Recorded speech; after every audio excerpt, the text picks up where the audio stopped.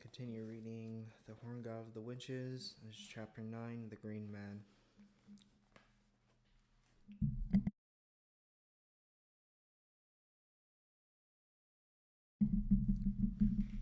There's a tendency among pagans and witches to assume that every deity we might honor during this ritual is old, and not just centuries old, but millennia old, and dating back to pagan antiquity. But the world is a complicated place, and there are several gods that fit into the horn god's mythos, with who are primarily just as much a product of the modern age as they are of antiquity. But I don't believe this makes them any less potent as gods or goddesses. There are purists out there who will argue that a deity first discovered or named in the 20th or 21st century is made up or fictions, and in my more pretentious days, I was probably one of them. However, every deity starts somewhere, and I like to believe that there are always reasons specific deities make themselves known to us.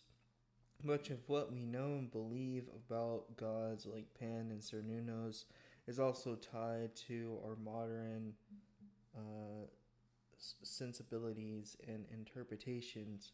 So why should other deities the in the honor in the horn pantheon be any different? The horn god reveals himself in a variety of ways. The imaginary attached to deities such as the imagery attached to deities such as the Green Man, Eln of the Ways, and uh, sorry, Herne, is often very old, even if their myths might be of a more recent origin. Images that resemble the Green Man are nearly 2,000 years old, and there are statues of antler goddesses. As we saw with Cernunnos in chapter 7, the god Herne wasn't written about until nearly the year 1600 CE, but even that is over 400 years ago now. If something speaks to us, it speaks to us, and it doesn't matter if that something was first honored 3,000 years ago or 3 weeks ago. It's very true. Green Man Adventures. My wife Ari and I been in the UK for only 36 hours when we began gazing at the images of the Green Man on St. Giles Cathedral in Edinburgh, Scotland. Upon entering the church, we found ourselves in a statue of hushed awe. We just love our religious places, and it took us a while before we even contemplated that the Green Man might be around, but eventually it dawned on me that there was probably an image of him in a 650-year-old church. So I took out my phone, did a quick Google search, and found out that there are dozens of images of the Green Man at St. Giles or Giles. The following day, we arose early and took a bus to Rosslyn Chapel, famous for being the alleged burial spot of the Christian Holy Grail in books like the Da Vinci Code. I read extensively on Rosslyn over the years and knew ahead of time that the chapel contained images of the Green Man. Our entrance to the chapel included a small uh, pamphlet pointing out the most famous images at Rosslyn, including a rather impish green man that often included a picture of the chapel. But even with my pamphlet guiding me, I had nothing. I had trouble finding the green man in the chapel. Taking pity on me, my wife eventually helped me to spot him. Though I had been reading about the green man for years, the written material on the subject does not always do him justice. I expected majestic, easy to spot images of the green man smiling pleasantly from atop church walls. The reality was something altogether different. At both uh, St. Giles and Rosalind, the images of the green man are small and often in unexpected places. He is far more uh, ornamentation that main event, and the most well-known green man images from Rosalind Chapel is no bigger than a bar napkin high on the ceiling. He was truly hard to spot. Green men appear on the side of church pews, on structural cor- corbels, a type of bracket, and as decorative uh, m- motives where wooden support beams come together, known as a ceiling boss.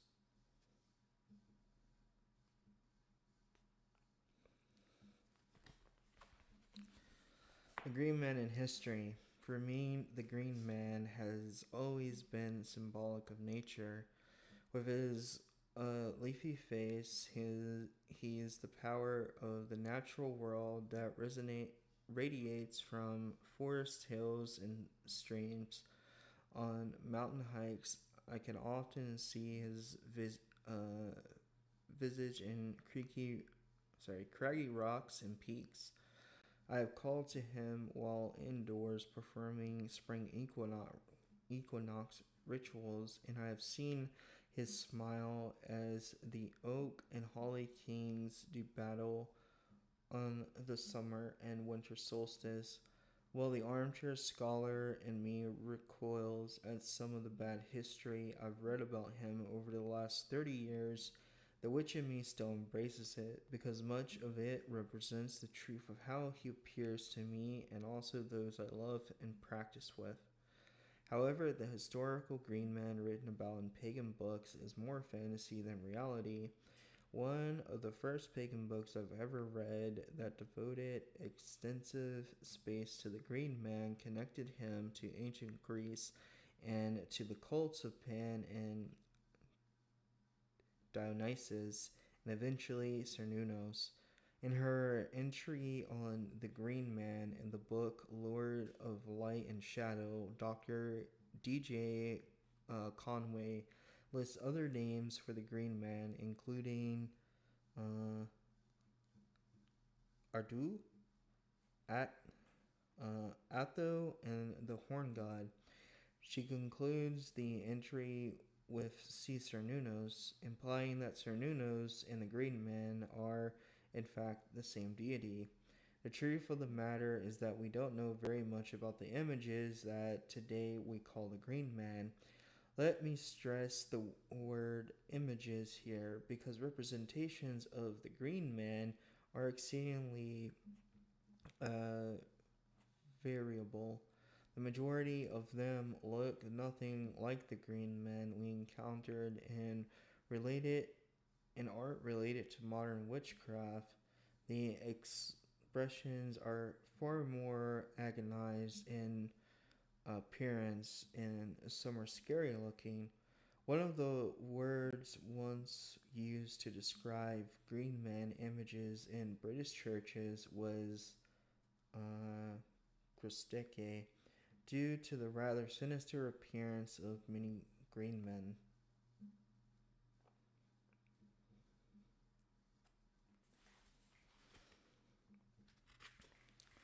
Up until 1939, the name generally used to refer to images of the Green Man was uh, fall, sorry, full, was foliate head, a reference to the plant material that can often be seen spewing from the mouth of many green men. The name green man in reference to foliate heads comes from a paper submitted in 1939 by Julia uh, Somerset, 1901 through 1971, more commonly known as Lady Raglan. She was the wife of the fourth Baron Raglan. To the Folklore Society in London, Raglan's paper was based on previous work by Margaret Murray. There's that name again, and had suggested that foliate heads were pagan fertility figures placed in Christian churches by still devout witches looking to honor the old religion in the cathedrals of the new. The term green man was then adopted by the art historian Sir Nicholas Pevsner. They and included in his 46-volume Buildings of England series, which helped to popularize the term. Not surprisingly, there are a whole host of issues that with such an assumption. The first being that the heyday of the Green Man occurred while Christianity uh, was ascended in Europe.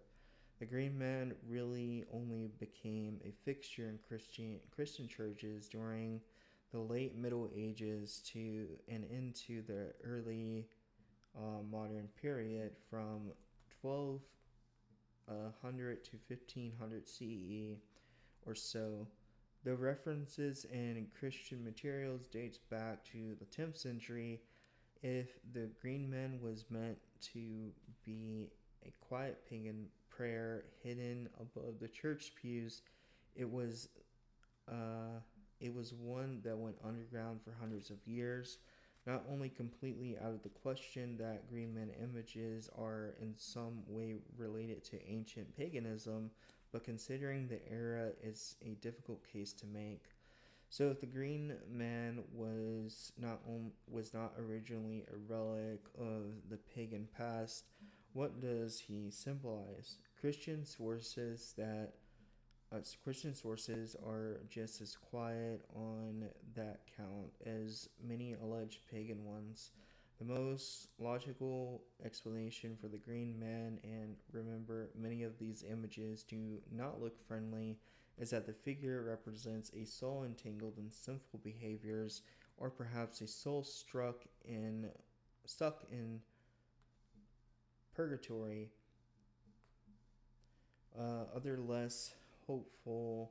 Other less than hopeful interpretations suggest that the figure might represent a decaying corpse, illustrating the consequences of sin and the snares of the Christian devil. But not all Green Man images are negative looking. There are some that are quite inspiring and truly suggest our modern interpretations of him. In a Christian context, those images might represent in mortality, salvation, resurrection, and and the body after death, or something to do with love. They could also be representative of something agrarian, uh, Aryan, such as the yearly return of life in the spring or a beauty of the green earth. Christianity has very little that expresses the wonder of the natural world, so the beautiful green man could be a remedy for that. The term green man is actually an old one, even if its attachment to the foliate head image is of a more recent vintage. In England, there are dozens of old pubs founded centuries ago that use Green Man in their title. However, the term Green Man was usually in reference to Robin Hood and similar figures who are believed to have lived in the woods during the Middle Ages. Considering how individuals like Margaret Murray have connected the horn god to figures like Robin Hood, the reference is especially appealing to modern witches. Men were also frequent visitors in the courts of both the Tudors and the uh, Stuarts, who ruled England during most of the period from 1485 to 1714. In royal courts, green men were allegedly leaf covered men who carried clubs, most likely in reference to drunkenness. Branches and pieces of bushes were used as signs to indicate the sale of alcohol in England during this period, which explains the dress of these green men. Despite what I've shared with you so far, it remains possible that many Green Man images were inspired by pagan antiquity. There are several ancient images that bear a striking similarity to several Green Men.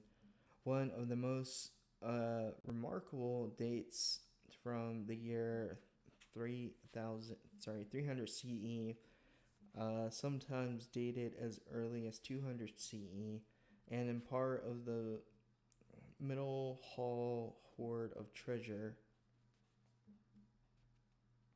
currently on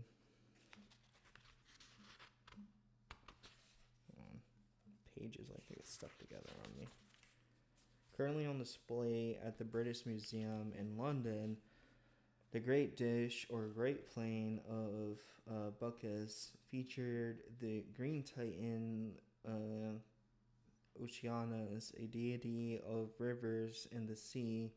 In its center, his visage appearing as if made of fallen leaves. The description,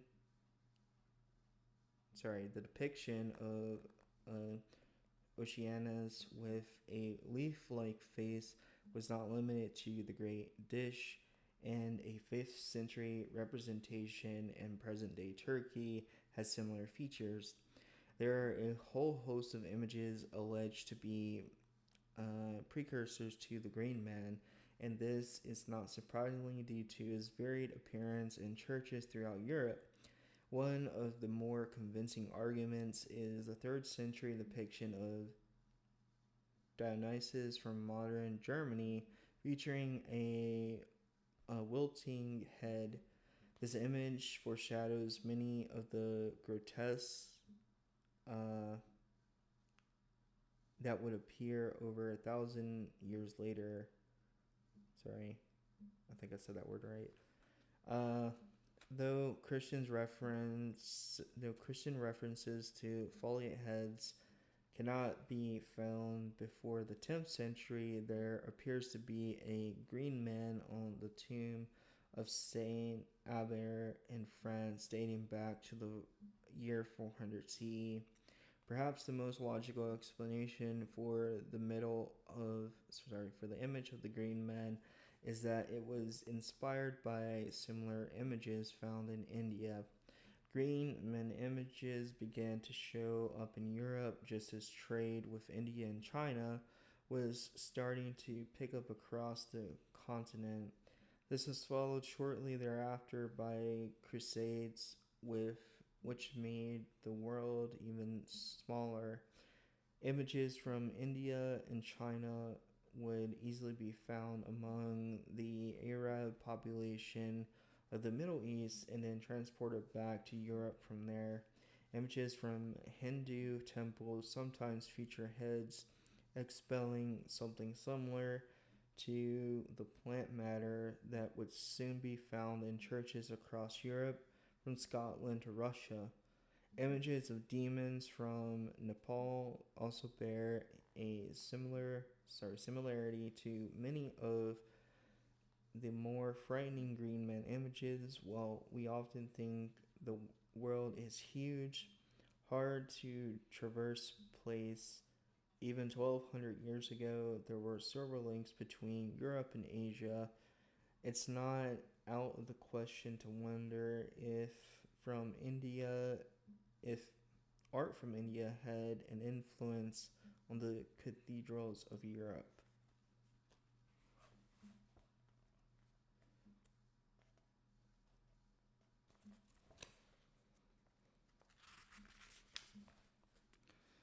The Green Man is a bit of a misnomer too, because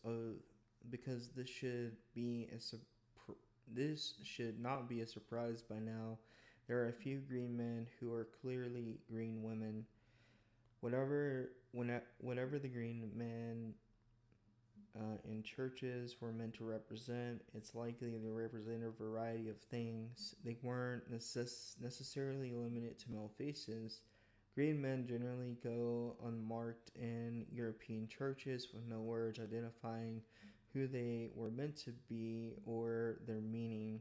However, one church in France includes the name Sylvanus uh, on a green man image on a fountain at the Abbey of Saint Denis in France around the year 1200. Sylvanus was the Roman god of the forest, the green man today. By the 1970s, the green man, as a symbol of fertility and the sacredness of nature, had become a dominant talking point in most lecture mentoring him. Most lecture mentioning him. Even scholarly publications often commented on the green man as a relic of the pagan past, so it's no surprise that such ideas were repeated in the witch and pagan materials of the day. By the 1900s, the green man had even begun settling into shopping malls, and his face was being used by environmental groups as representatives of their goals. Polytheist witches often talk about the gods as having agency, meaning they possess power in this world and are directly influence events that concern them. Generally, the idea of agency is limited to deities who have ancient and traceable pedigrees, but this feels limiting to me. Whatever Folliot had meant in 1300 is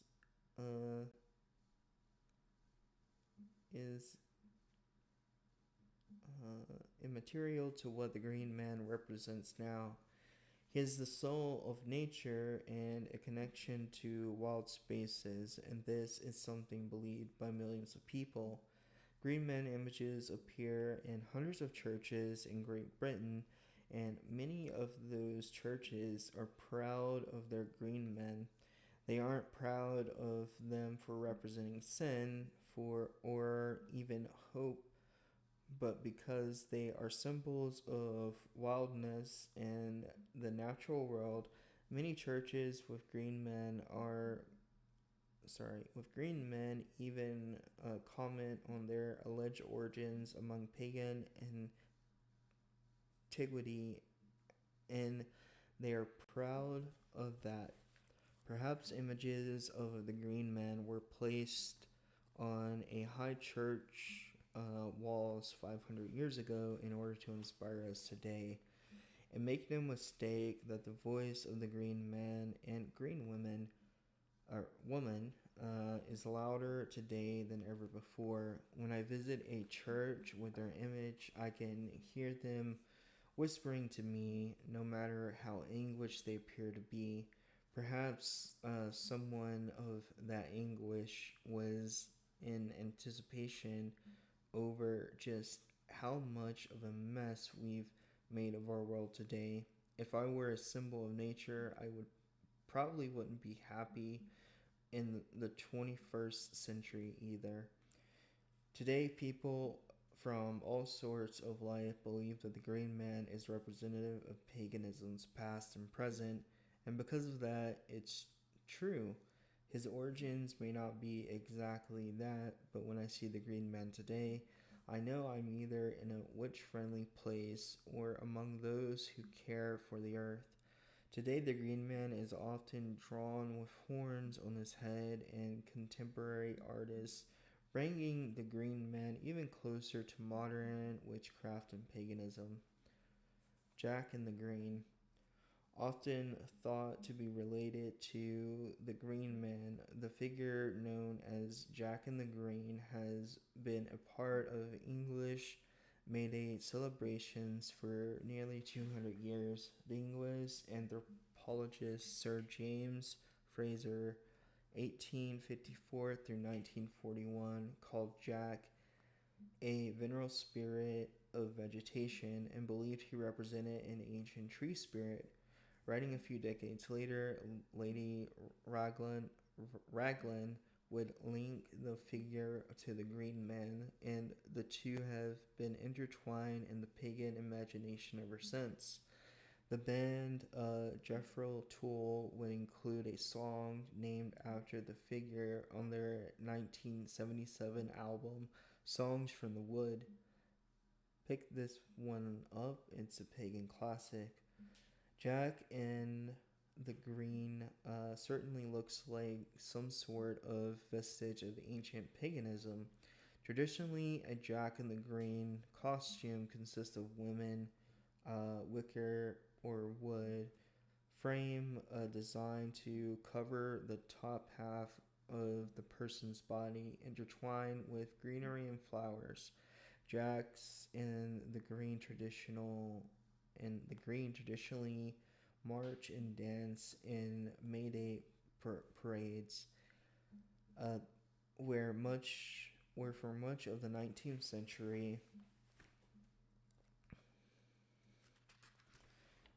they were portrayed as chimney sweeps.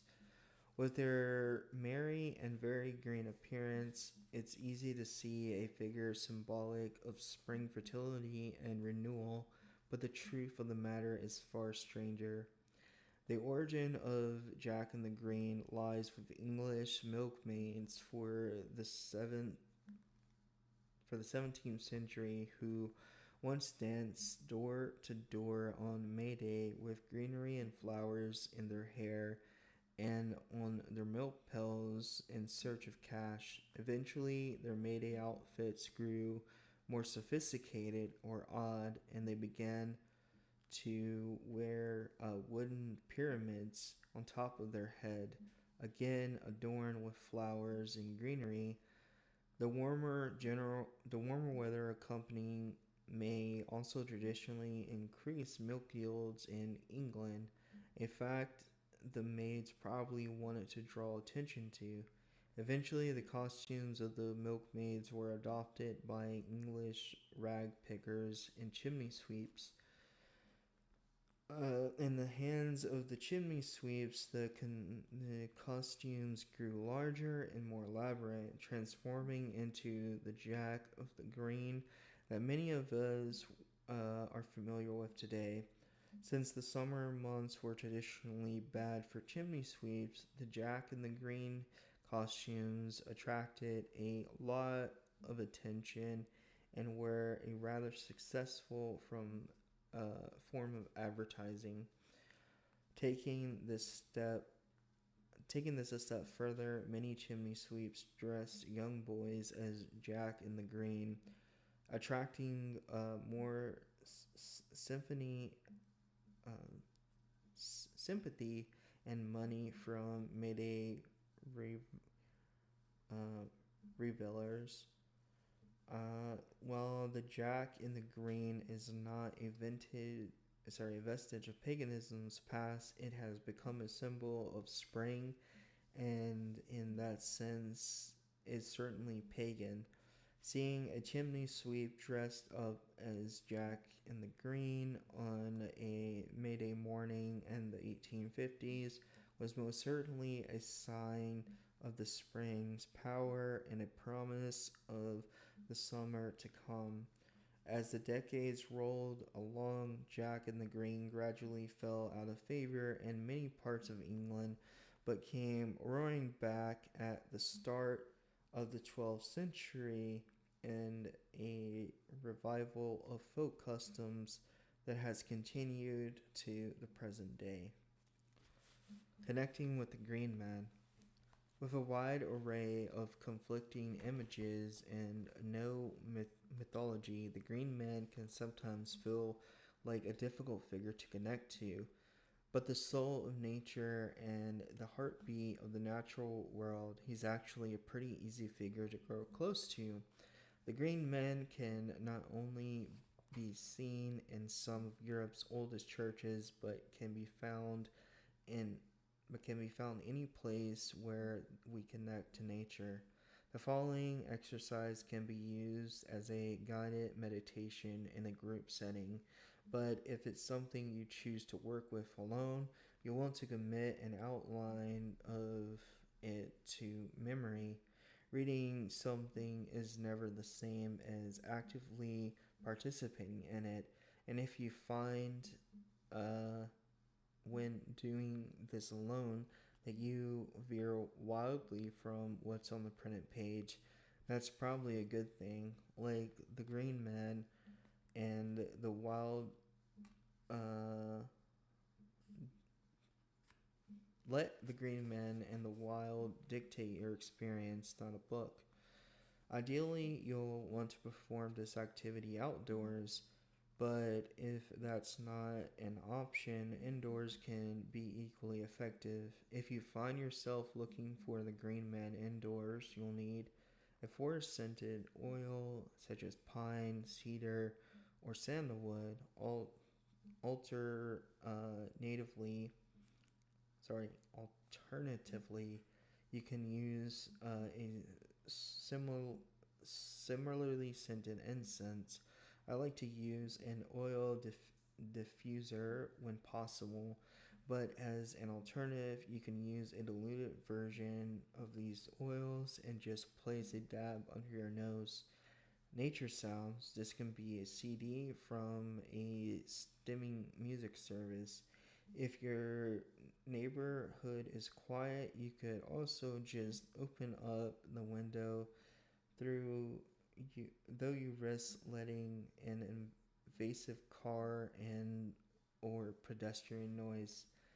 If you are doing this to if you're doing this exercise indoors, find a comfortable spot where you can sit on the floor and choose a chair where you can sit upright.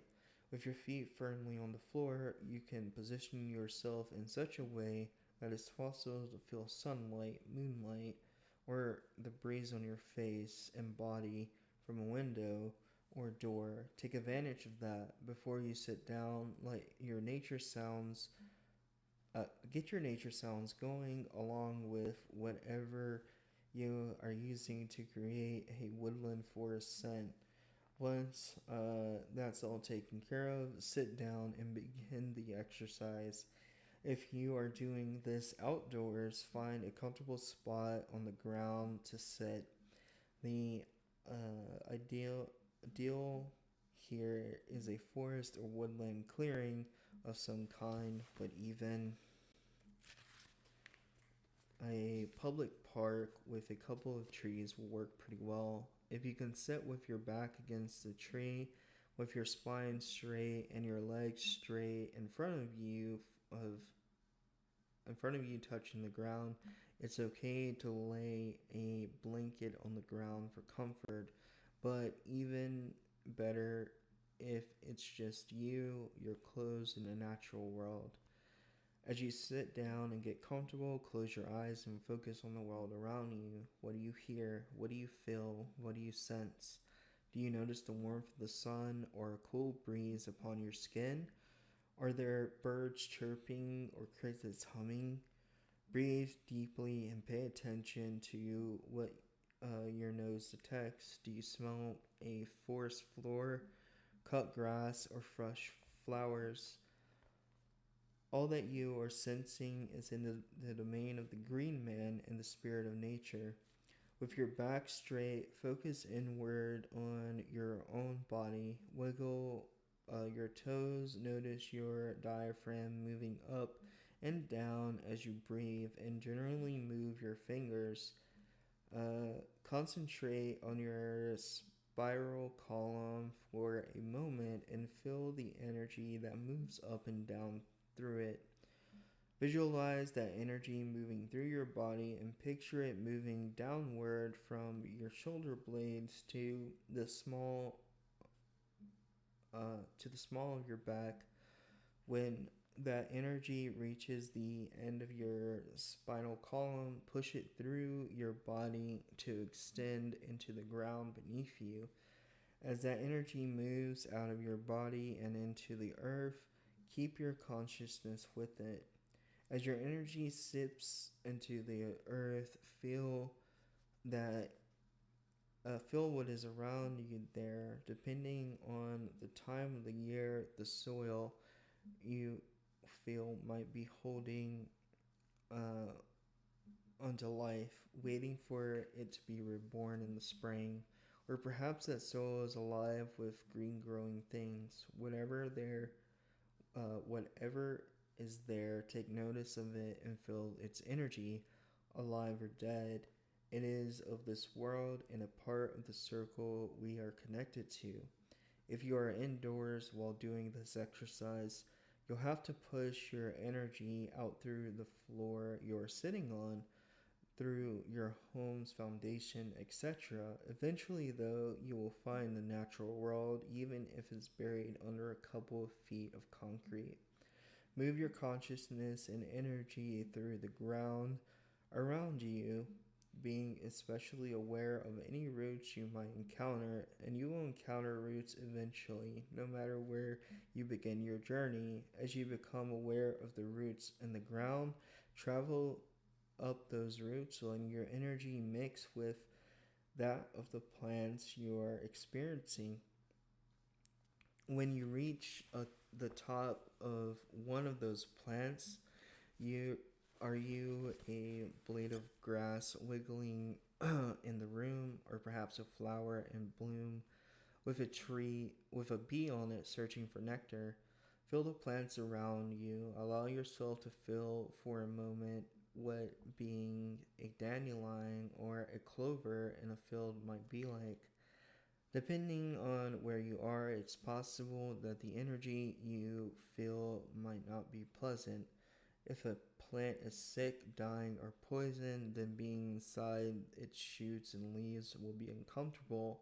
If this is the case, reflect for a moment on what we humans have done to the world. You might want to release a little bit of your own energy into what you're feeling, as a way to give that plant strength and as an apology for the short sightedness of humanity. When your energy reaches the top of the plant, descend back to the earth in search of your next root. Eventually, you'll find roots that just feel older, wiser, and more powerful than anything you've previously encountered. Certain species of trees interlock their roots, making it hard to determine where one tree begins and another ends. Make your way through the tangle of roots into until your consciousness and energy reside in the trunk of a powerful tree. As you enter the tree, stop for a moment to feel all of the energy around you. If you concentrate hard enough, you should be able to hear and feel something that sounds similar to a human heartbeat. Thump, thump, thump, thump. That's the power of the tree and the heart of nature. Feel the pulsing power of the nutrients in the water that the roots of your tree bring in from deep inside the earth. Allow your consciousness to slowly move up the tree trunk of sorry, slowly move up the trunk of the tree. diverging from the tree's trunk occasionally to let your energy run through the tree branches. There, in the branches, let your energy go into the leaves and fruits of the tree. As a leaf, feel the sun on your surface, taking in the solar energy that sustains life.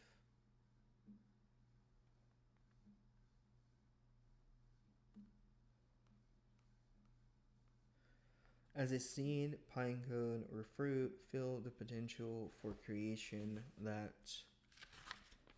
exists within within you. Feel the wind rustle along your surface, or feel a bird or an insect uh, perch upon you as you sway there. Move up the tree through branches that reach ever higher, then back to the tree trunk, up until you reach the top of the tree.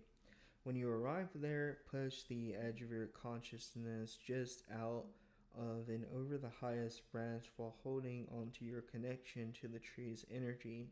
Looking down from the top of the tree, you should be able to see the wonder of the natural world below. Still connected to your tree, you should truly feel like a part of the earth and all of creation. Thumb, thumb, thumb. The energy you feel, the awe that you feel, the that is the power of the green man or green woman. They are the heart of nature, pulsating, powerful, and full of life. Even when we feel disconnected from them, they are there with us in some way if we are but willing to look. The image of the green man is how people have expressed their continued devotion to the wild spaces and the green growing things of the earth. But to experience and feel the green man, we must look to Earth herself. As you look down upon the world from atop your tree, listen to and sense the energies around you. In trees, the powers of the earth, soil, air, the breeze that pollinates, fire, the sun's rays, and water all come together. Here in this space, it's possible to hear or feel a message from the green man. Open yourself up to whatever wisdom might be shared with you, or simply reveal in the power of being one with the trees and the wind. For it is in these spaces that the green man lives. When you are comfortable with all you have explored, move back down through your tree, perhaps leaving some of your energy as a gift. Sink down into the roots of the tree, your consciousness and remaining energy moving once more through the ground. When you arrive at where you started your journey, let your energy re enter your spinal column and feel it uh, reintegrating with your body. As the energy begins to move through your arms and legs, recall what it felt like to be at one with the earth, at one with the green man. If it's highly possible that the first time you do this exercise, you will feel absolutely nothing. If that's the case, there's no need to worry. Simply try again. It might take 3 or 4 tries until you get it right, especially if you've never experienced anything outside of your body. Besides, the meditation is not only a way to feel the mysteries of the green man, the same experiences are waiting for you outside in the world of nature. There we can feel his call too.